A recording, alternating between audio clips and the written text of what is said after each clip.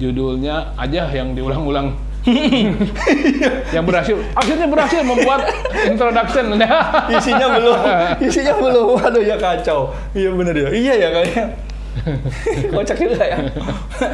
Halo guys, ini pengulangan yang ke-10 kali saudara-saudara. Ini cetekannya mana deh? Cetek, kan kita punya deh. Cetek gitu loh deh. Lupa. Ambil deh. Buat seru-seruan tuh. Oh, itu kesandung ya? Nggak tahu di mana. Ya udah nanti kita mulai aja. Di pintu deket tiang. Ambil. Lo kok no? Oke, kita mulai. Ya udah, takut jangan. Action. Lama-lama aku lelah. Halo guys, semoga kita semua dalam kondisi sehat dan tentunya tetap selalu berbahagia. Dan selamat datang di Ngobres, ngobrol seputar Go West. Ada tepuk tangan loh di belakang kamera. Pas ngomong goesnya barengan kayaknya bagus juga ya. Mengobrol seputar Go West, bahasa suara. Diulang. Dan selamat datang di Ngobres, ngobrol seputar Go West. Tepuk tangan. Kalau teman-teman ingat, bulan Ramadan lalu kita pernah bikin acara Ngobres edisi pertama. Link videonya bisa teman-teman lihat di atas ini. Hari ini kita berkesempatan untuk ngobres lagi dan aku ditemenin oleh seorang yang amazing guys, luar biasa. Dia ini adalah pemenang Distance Challenge edisi November 2021 yang diselenggarakan oleh komunitas Cikarang Road Bike. Ini dia Om Nata. Luar biasa ya. Om Nata ini, aku kenal dia tuh udah cukup lama guys, udah 5 tahunan lebih lah kayaknya. Dan sejak pertama kali aku tahu dia ini, yang aku tahu tuh dia tuh suka lari, suka sepedaan, suka yang aneh-aneh. Pokoknya sukanya banyak yang berhubungan dengan olahraga gitu kan. Dan kemarin itu pada waktu dia menang Distance Challenge, dia sempat ngobrol sama aku, dia bilang salah satu kunci untuk menang Distance Challenge itu adalah perbanyak fondo. Nah, jadi hari ini kita mau ngobrol-ngobrol sama dia mengenai how to fondo, bagaimana caranya fondo, karena belum semua goeser tuh pernah mengalami fondo, apalagi fondonya tanda kutip gitu ya, sendirian gitu kan. Nah jadi dia ini kalau goes itu kalau di persentase gitu ya, antara rame-rame dan sendirian, mungkin banyak kan sendirian kali ya? Iya. Bener kan? Nah jadi kita mau tanya-tanya guys, tipsnya gimana? Oke, kita mulai Om Nata. Oke. Rasanya menang gimana? Rasanya menang, ya waktu ditawarkan oleh teman-teman untuk ikut join challenge-nya ya, terutama sama sobat saya ini didaftarkan, Sobat guys.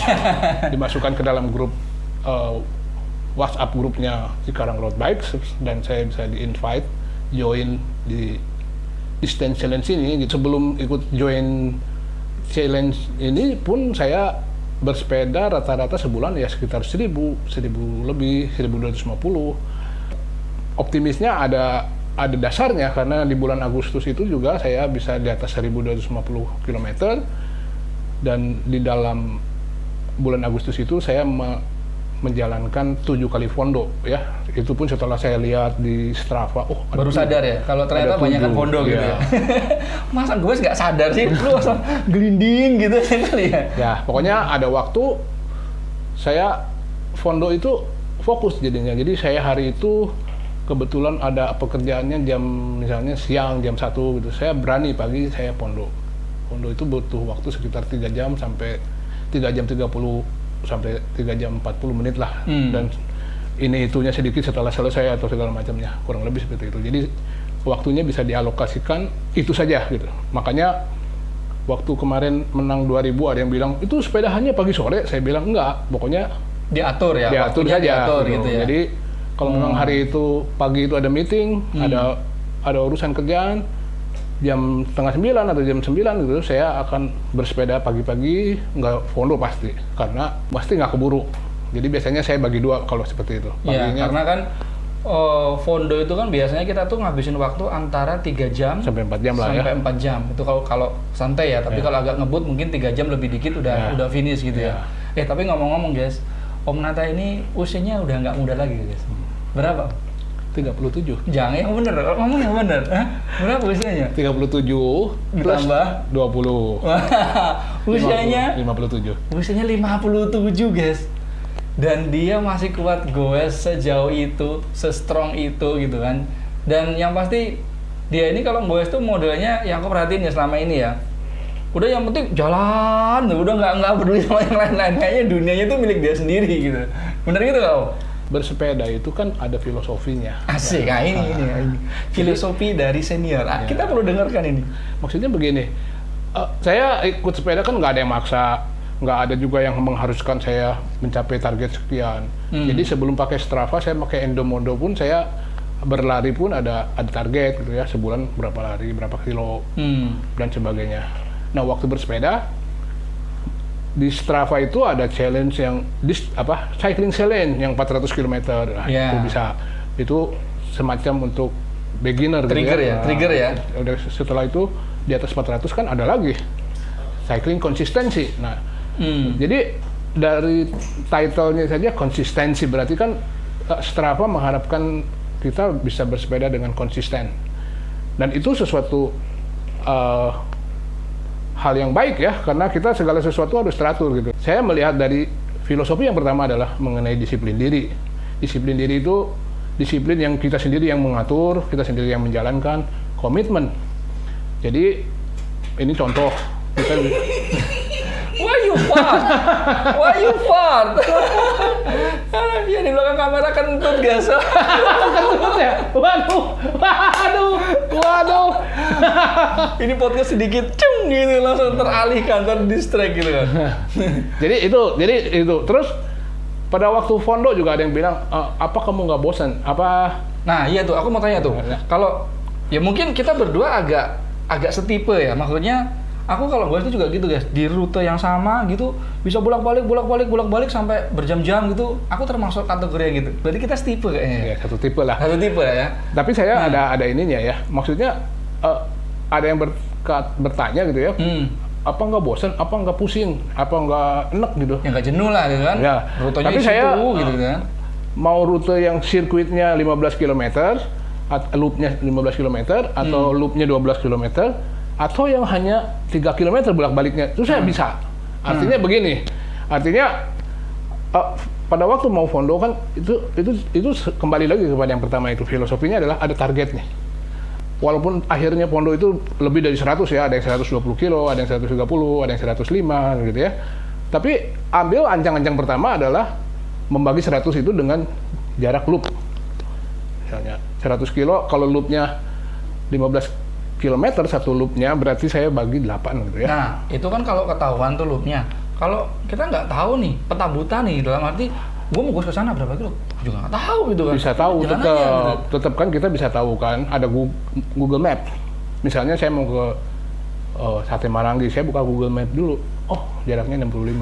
Pulang pergi kan berarti hampir sama lah, kurang pergi, anggap aja average-nya ya 3 kali 2, 130 gitu, kurang lebih kayak gitu. Berarti kesimpulannya kalau kita mau fondo itu tetap kita perlu prepare ya, perlu persiapan. Jadi tahu berapa rutenya mau kemana, jaraknya kira-kira berapa. Betul. Ya kan? Jadi pendekatan fondo yang ada distance, ada tujuan, sama ada tempat yang dituju gitu, sama fondo yang sirkuit itu beda.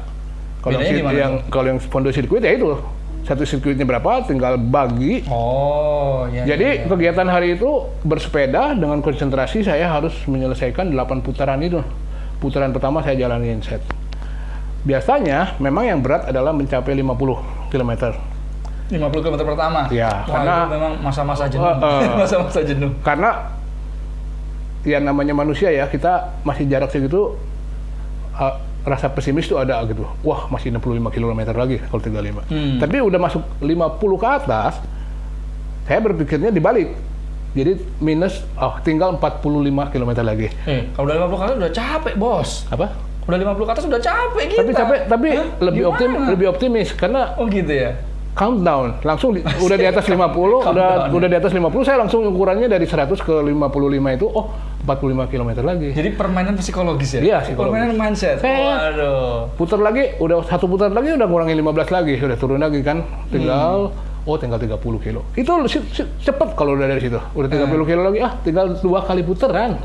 Udah selesai ya. Iya. Dan paling berat lagi adalah biasanya mendekati 100-nya justru.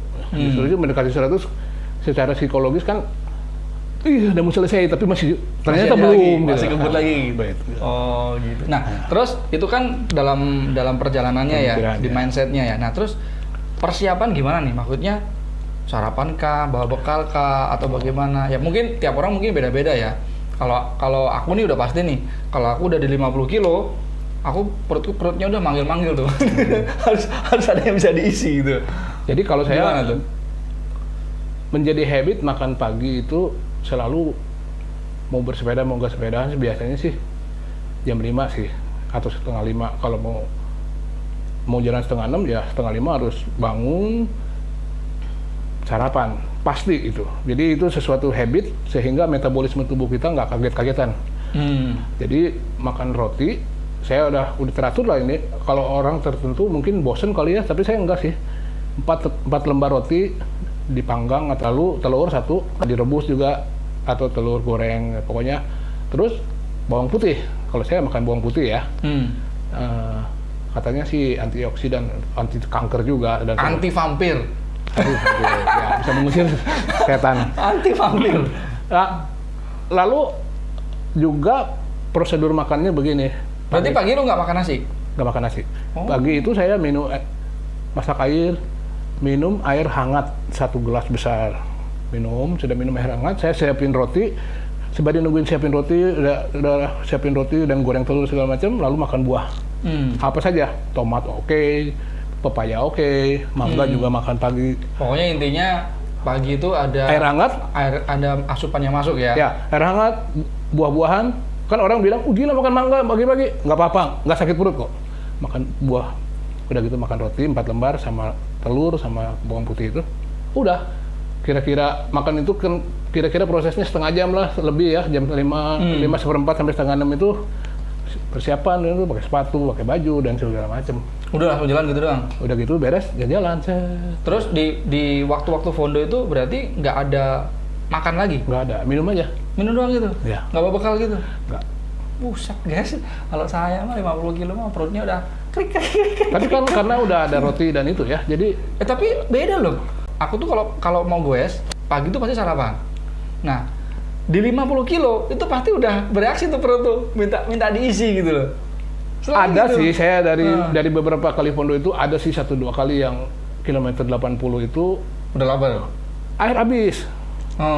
Bukan. Nah ini juga minum juga aneh ya.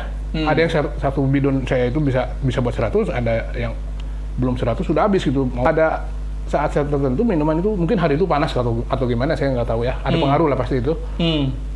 Belum 100 baru 80-an gitu habis akhirnya ke Alfamart. Nah sebetulnya mungkin selama ini saya berfondo tanpa makan itu sebetulnya perut sih udah minta, tapi nggak ada rangsangan ya. Jadi pas beli minuman di situ ada coklat atau apa, saya beli coklat.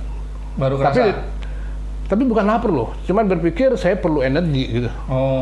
Jadi ini mah logis saja semuanya, bukan sesuatu yang mengandalkan perasaan. Jadi benar-benar air habis, ya logis kan mesti beli gitu. Terus pas di situ, oh ini ada coklat itu bagus buat jadi makan coklat yang murah lah, kayak KitKat kayak gitu-gitu. Nah, jadi kan kalau fondo nih ya, fondo itu kan modelnya macam-macam nih.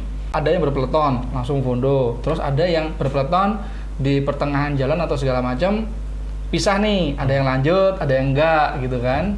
Nah, terus ada lagi fondo yang dari awal memang udah sendirian nih fondonya gitu kan. Nah, jadi untuk mengantisipasi hal-hal fondo sendirian tadi berarti persiapannya kayak tadi itu berarti ya? Ya, kayak tadi aja. Karena memang fondo sendirian tuh nggak gampang guys. Satu bosen, yang kedua apalagi kalau udah panas gitu ya, waduh udah pengen pulang ya gitu kan bawahnya kan. Jadi kan bersepeda juga gimana tujuannya? Kalau memangnya mau bersepeda bertamasya, mau cuci mata gitu, ya saya juga ada gitunya. Kalau mau gitu ya ada rutenya. Ada rutenya. Oke. Saya mau, hari ini saya mau nikmati nih, ke sana ada warung apa, kita makan di situ, ngobrol sama orang dan lain sebagainya. Ada. Tapi kalau waktu fondo, walaupun bukan di challenge, saya kan ada target kan. Saya bulan ini saya mau 1.200 atau saya bulan ini saya mau 1.000 atau apa. Saya mikirnya ini menuhin target itu gitu. Jadi bersepedanya namanya workout ya. Jadi benar-benar workout gitu ya. Fokus saya latihan ini ya. Kalau dibilang nggak enjoy, saya enjoy justru bisa menyelesaikan itu. Wah, oke. Lega gitu ya. Gitu. Karena selesai Gua kasih makanan ya. Jadi seperti itu, benar-benar Sambil makan. ya, Sambil makan, sambil makan. ada kepuasannya. Maksudnya semua orang kan ada tugas kita bisa selesaiin dengan baik itu. Apalagi tugas ini nggak ada yang minta, saya sendiri. Berarti kan saya celebrate sendiri kan. Oh, saya yang minta, saya yang selesaiin. Melatih kesabaran juga kok. Pokoknya intinya banyak hal positif dari situ. Jadi bersepeda itu banyak manfaatnya. Jadi nggak cuma sekedar gelinding goes gitu doang ya. Benar. Dan si Om Nata ini guys di usia yang udah 57 tahun. By the way dia ini seorang guru loh. Jadi kalau cara bahasanya begitu ya, cara bahasa seorang guru mungkin begitu kali ya. Karena memang saya dari kecil ya, dari SMP itu. Ini goes dari kapan sih goes? Nggak maksudnya bener-bener goes ya. Kalau kita kecil kan mayoritas kita nggak punya motor ya pasti sepedaan. Maksudnya bener-bener goes gitu loh. SMP itu saya pergi sekolah pulang pergi pakai sepeda. Kira-kira jarak sekolah sama rumah saya itu sekitar 5 kilo. Di mana tuh? Di Bandung. Wah, nanjak dong. Iya. Asik dong. Tapi lagi kecil kan nggak mikirin nanjak atau apa. Yang penting nyampe. Umur segitu juga saya bersepeda dari Bandung ke Cirebon, nginep di Cirebon, besoknya ke Tegal. Dari Tegal balik lagi ke Cirebon, Alah. nginep lagi di Cirebon, balik lagi ke Bandung. Ngomong Cirebon, kapan kita kok gue Cirebon belum kesampaian, ngomong Cirebon aja. Ya nanti saya rencana sih kalau ini lu kan nggak bisa, saya mau ke Bandung mau pakai MTB kali ntar. Ntar gue temenin. Berarti kalau kita mau fondo itu ya intinya sih memang nggak bisa lepas dari sebuah yang namanya persiapan ya. Sarapannya, istirahat malamnya seperti apa. Karena 100 kilo itu bukan jarak yang pendek dan waktu yang dibutuhkan juga bukan waktu yang pendek. Sengebut-ngebutnya kita pasti 3 jam lebih gitu kan. Kalau 100 kilo itu pasti 3 jam lebih. Nah jadi ya tapi nggak tahu ya, maksudnya kan kita ya, kalau atlet beda cerita. Kita kan cuman penggembira gini kan, yang penting bergerak gitu kan. Agus, ayo gerak untuk sehat, asik slogannya. Ya memang ini kalau sudah banyak fondo, tubuh kita kekurangan nutrisi juga kan bahaya, air terutama. Jadi habis fondo atau pasti saya di rumah minum lagi. Kemarin dapat hadiah juga kan ya? Ya. Oke, dapat hadiah guys, lumayan. Ada hadiahnya untuk ya menunjang aktivitas bersepeda gitu kan. Nah terus, oke, berarti ada pesan-pesan nggak buat teman-teman yang mungkin udah goesnya udah lama, tapi mereka belum pernah fondo. Nah itu harus gimana tuh mereka tuh? Maksudnya supaya mereka, yuk coba fondo dong gitu lah. Sebenarnya fondo juga bukan kewajiban lah ya, kalau memangnya dia suka bersepedanya dengan jarak di bawah 100 ya nggak apa-apa sih menurut saya sih, nggak fondo pun nggak apa-apa ya. Tapi kalau pengen ngerasain sensasinya fondo gitu kan, nah itu berubah nih pertanyaan nih. Saya sebetulnya bukan sensasi fondo ya, tapi lebih kepada bersepeda kalau mau berdampak kepada tubuh kita ya harus fondo gitu. Kenapa tuh? Kalau fondo itu sebetulnya juga terjadi karena program itu ya, yang cycling konsistensi. Kalau kita teman-teman di Goes itu kan ada join di Strava ya. Jadi Strava itu ada macam-macam, ada Grand Fondo 100 kilo, ada 1 bulan 400 kilo, ada 800 kilo, 1000 lebih gitu ya. Nah itu sebenarnya itu cukup menjadi tanda kutip gitu ya, sebuah motivasi ya, karena program itu. Karena pada waktu kita udah tembus 400 kilo, wah rasanya senang gitu kan. Pada udah ditanya teman lain, berapa lu bolehin ini? Gue udah 400, gue udah 800 lah, nguber lagi. Nah jadi secara nggak langsung gitu kan, secara nggak langsung doang itu jadi seperti tanda kutip semi kompetisi gitu ya sebenarnya, untuk diri sendiri ya. Semi kompetisi juga untuk membuat kita bersepeda dengan terprogram. Nah segala sesuatu kalau terprogram kan lebih baik daripada tidak terprogram. Jadi jangan ekstrim-ekstriman bulan ini 2000 km, bulan depan 200 atau lebih ekstrim lagi 2 bulan lagi kemudian nggak bersepeda, setelah itu 1000 lagi, atau 2000 lagi gitu. Itu juga kan kacau kan, mungkin tubuh kita juga rusak. Tetapi kita melihat dari judulnya misalnya cycling consistency challenge, itu benar-benar kita meresapi itu gitu. Bahkan kemarin ini saya bikin webinar ya tentang bersepeda, seluk-beluk bersepeda, sampai tentang metabolisme tubuh, tentang kenapa kalau kita bersepeda berat badan bisa turun dan sebagainya. Jadi seluk-beluk bersepeda, negara yang memperhatikan pesepeda dan sebagainya, infrastruktur untuk sepeda dan sebagainya. Itu saya pelajari dan saya bagikan di dalam webinar. Oh, jadi pernah ngadain webinar ya? Kenapa lu nggak undang gua? Kalau gitu kan gua bisa banyak nanya di situ, guys. Nanti saya coba cari ya webinarnya itu, kalau saya punya kopinya lagi, nanti coba mungkin akan saya coba dibagikan di channel ini, channel Mopiku. Ya. Mopiku, goes cuy kan. Jadi nanti kalian bisa lihat lah dari situ pengetahuan tentang metabolisme tubuh yang lebih populer gitu ya. Guru biologinya sampai bilang, wah penjelasan dari Panata bisa lebih ditangkap sama anak-anak dibandingkan penjelasan ilmiah yang terlalu gimana gitu. Nah, jadi intinya saya melakukan segala sesuatu itu kelihatan buat orang lain nggak ada meaningnya, kayak bersepeda kayak hamster gitu, bolak-balik. Tapi di dalamnya ada meditasi. Apa ya? Ada meditasi. Ada pelajaran apa di dalamnya itu? Tapi gua tanya nih. Kalau lagi fondo, yang di pikirannya apa selama fondo itu? Kalau sendirian ya? Ya itu tadi jarak, terus kadang-kadang ada mikir yang lain nggak maksudnya? Entah kenapa ya saya lebih fokus ya, jadi fokus benar-benar ini berapa kilometer lagi, berapa gitu ya? Speed berapa kilometer lagi, sampai saya mikir di jalan ini tanjakannya lebih nanjak sedikit, walaupun semua orang bilang itu flat, saya bilang kesini lebih tinggi karena kerasa dari putarannya dan sebagainya. Jadi beda ya. Kalau aku tuh guys, aku kalau fondo sendirian, nggak usah fondo deh, latihan sehari-hari itu kan 1 jam lebih itu kan sendirian, dan itu justru jadi kayak tempat aku buat mikir, tuh nggak? Oh iya. Aku sambil mikir. Pikir ide apa? Order landing gimana? Saya nggak pernah mikir. Aduh, apa lagi yang harus dipikirkan? Jadi bahkan kadang-kadang ide-ide tertentu gitu ya, itu justru malah muncul pas goes loh. Kalau aku loh ya, nggak tahu kenapa. Tapi sering begitu. Ya saya juga ada sih kayak gitu. Tapi jadi lebih kayak me time gitu loh, kayak me time gitu. Jadi me time gue ya pas goes gitu kan. Kalau gitu juga nggak? Ya kayak reflecting time. Tapi yang tadi seperti tadi itu nggak selalu begitu, maksudnya iya. Mostly ya, banyaknya begitu. Tapi di tengah-tengah itu ada mikirin, saya mau bikin sekolah seni rupa, saya bikin kafe atau apa, ada. Cuman dia ini guru seni rupa gitu. Seni rupa ya? Seni rupa. Seni rupa itu berarti ngelukis ya, menggambar. Tapi saya sebetulnya jurusan desain ya. Lu bikin karikatur gua dong, desain produk. Dong. Sebetulnya saya desain produk itu kerjasamanya dengan engineering sih sebetulnya. Sebagian besar menjadi desainer interior hotel. Lalu setelah masa-masa profesi itu selesai, terus saya mulai ngajar. Ngajar seni rupa, seni rupa, tapi juga pernah mengajar desain teknologi ya. Itu IB program, itu sekolah internasional punya. Saya ngajarin desain teknologi gitu, jadi ngajarin anak bagaimana menciptakan suatu produk. Gitu. Wah, jadi ini sebenarnya namanya kita ngobrol ya, kadang-kadang melebar dari topik ya. Kita ngobrol, malu, apalagi sambil makan ya kan.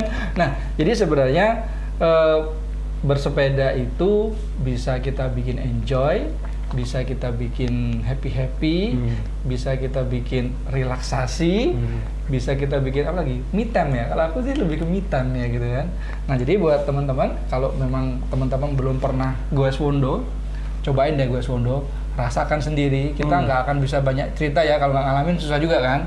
Betul. Tapi yang pasti tetap harus persiapan. Apalagi yang belum pernah fondo, ya minimal sarapan, malamnya jangan begadang, minimal gitulah. Betul. Karena 100 kilo itu at least secepat-cepatnya tuh kalau kita 3 jam, biasanya sih 3 jam lebih sih, 3 jam setengah, 3 jam 20, ya range-nya 3-4 jam lah. Jadi buat teman-teman kalau pengen coba fondo, jangan lupa persiapan, itu aja sih intinya. Nah, ada satu hal lagi, jadi tadi kan saya fondo buat diri program apa sih, tapi ada juga tujuan fondo itu sebetulnya menunjang kita yang hobi traveling. Misalnya, saya mau bersepeda dari kota ini ke kota ini. Kalau kita nggak berlatih fondo, yang berat kan kita akhirnya. Oh iya benar. Jadi kan kalau kita mau berjam-jam, kalau kita nggak pernah fondo ya bagaimana gitu. Jadi perjalanan yang harusnya menyenangkan menjadi menderita kan, karena Iya benar-benar. Jadi, lebih ke endurance ya, lebih ke endurance ya. Ya, salah Endurance satu ya. itu persiapan untuk ke hobi kesenangan kita juga sebetulnya. Gitu. Selain yang tadi ya, selain untuk program kita dan sebagainya. Tapi bener kok, yang diomongin itu bener guys. Dulu ya, pertama kali aku coba gue jarak jauh gitu ya. Awal kan paling cuman 50 kilo, 60 kilo gitu kan. Nah begitu udah terbiasa main di 100 kilo gitu ya. Enteng. Setelah kita dengar jarak sini sana berapa kilo, 60 kilo, biasa aja. Jadi secara habit tuh memang berubah ya. Emang jadi mindsetnya udah beda gitu ya. Oh iya. Benar-benar. Jadi kan hanya rahasianya Fondo apa selain yang tadi saya bilang ngukur gitu. Menuju Fondo itu ada tahapannya juga tuh. Ya, ngomong soal itu. Biasakan dulu misalnya 30 kilo rutin, udah 30 kilo rutin naikin targetnya 50 kilo. Maka yang 30 itu menjadi sesuatu yang enteng.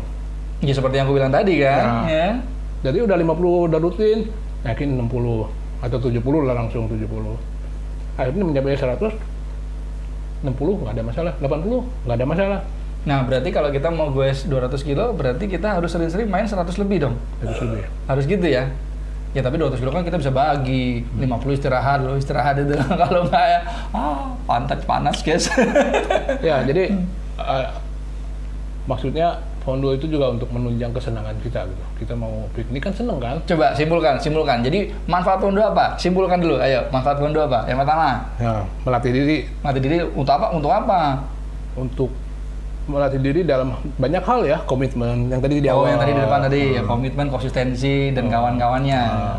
Yang kedua, untuk persiapan kalau kita mau traveling jauh, jarak jauh gitu. Jadi yang pertama untuk supaya kita melatih konsistensi, supaya kita terprogram ya kan. Yang kedua untuk supaya kita terbiasa goes jarak jauh ya kan.